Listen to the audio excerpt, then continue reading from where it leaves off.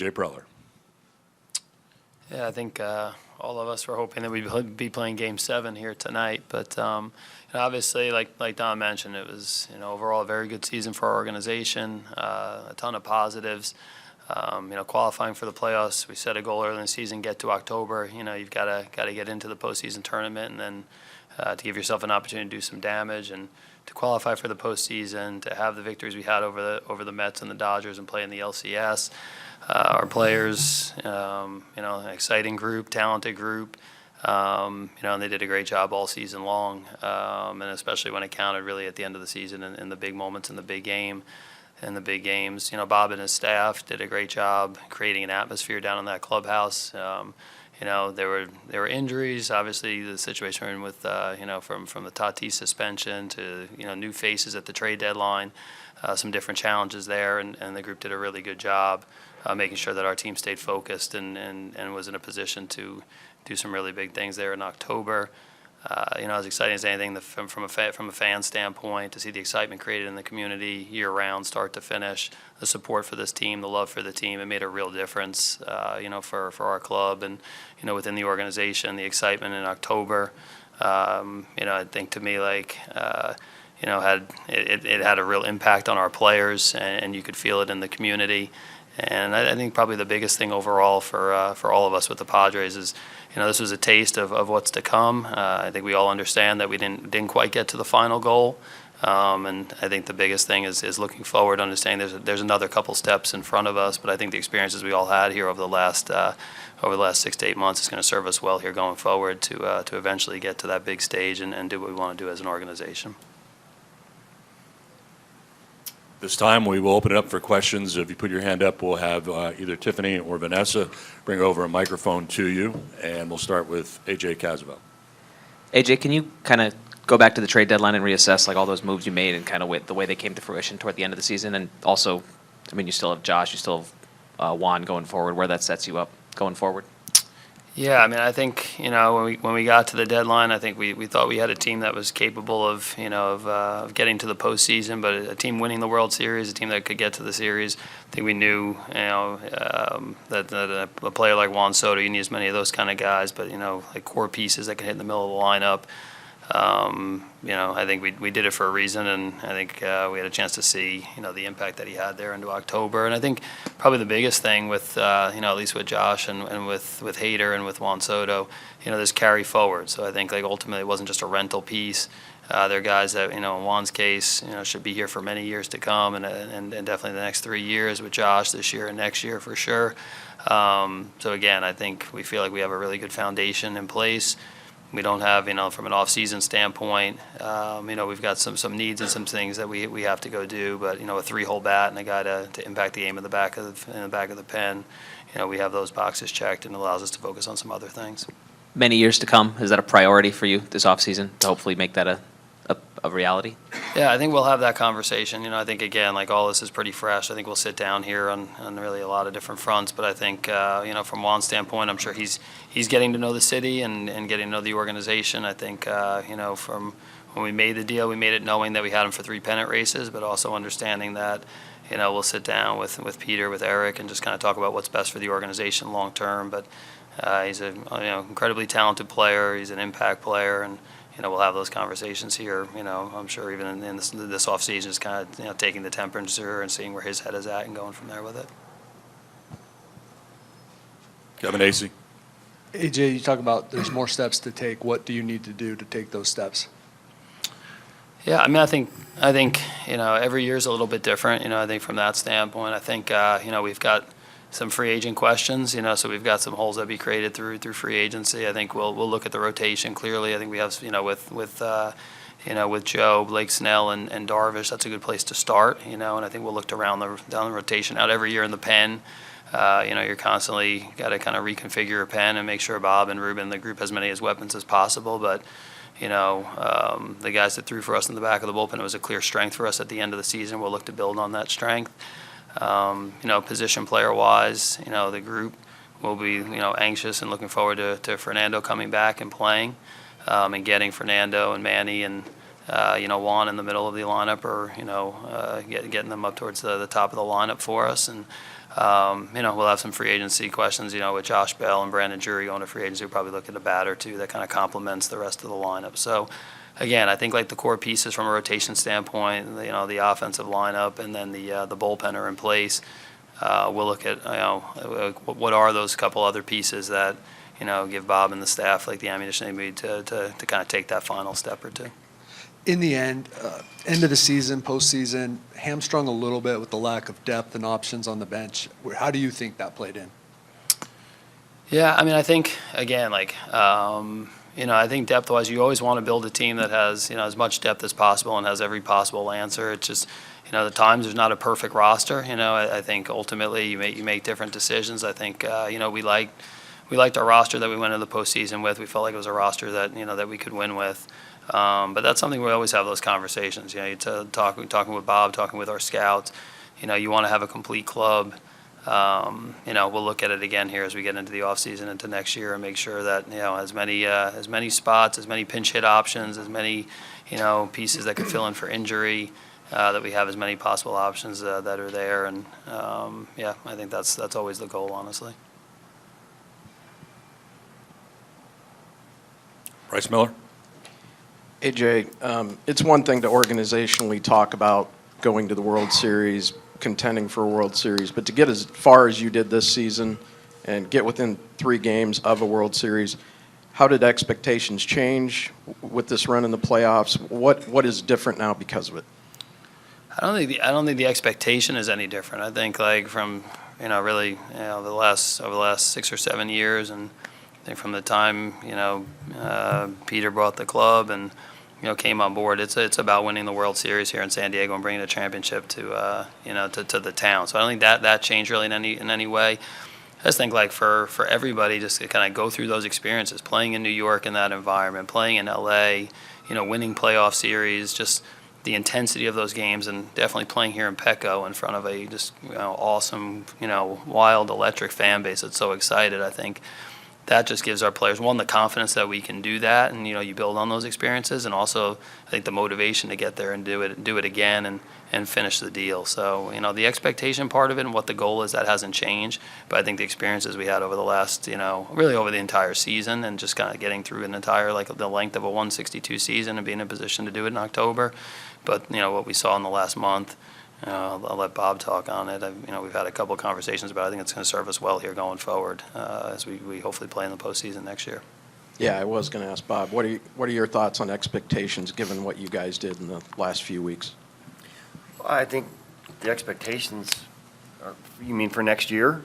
Yeah. I would say they're much higher. So, I mean, that was kind of the expectation this year.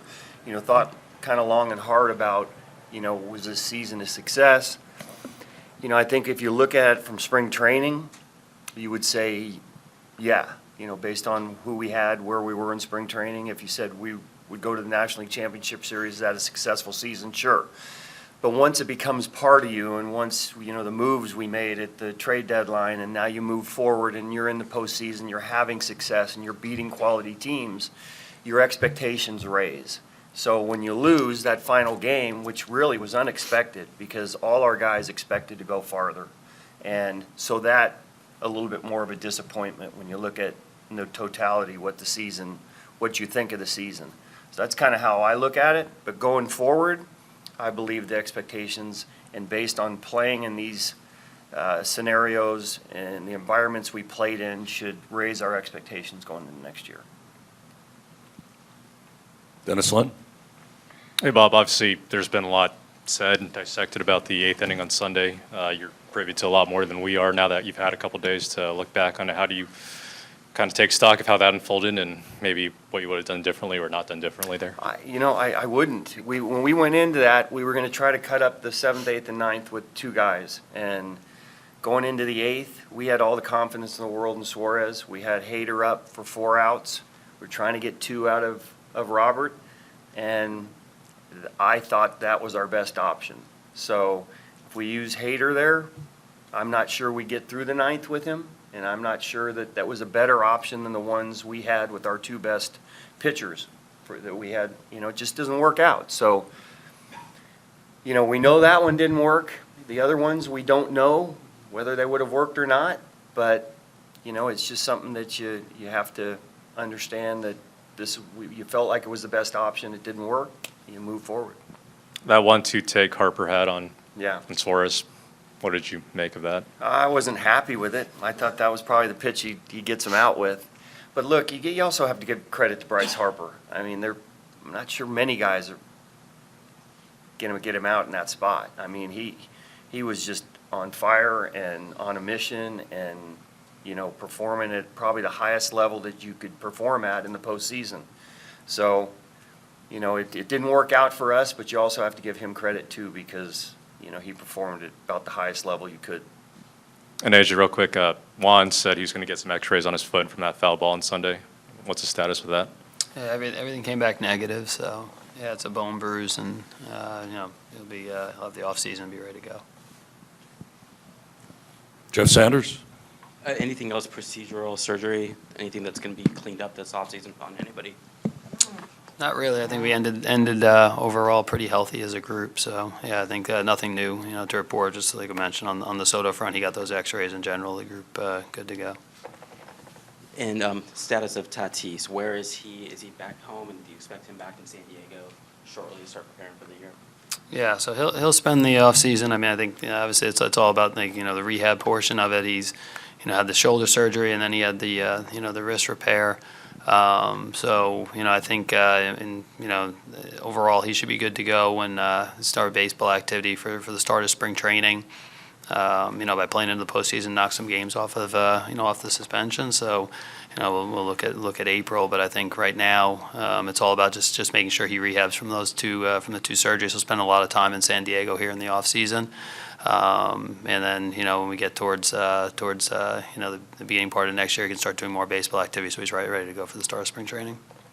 I think at the start of the year, people would have looked at your farm system and said you wouldn't have, the pieces to make the trades that you did at the deadline. They might be saying the same thing about next year. You've depleted the farm system. Can you just talk about the health and what Chris has done for you guys leading into next year?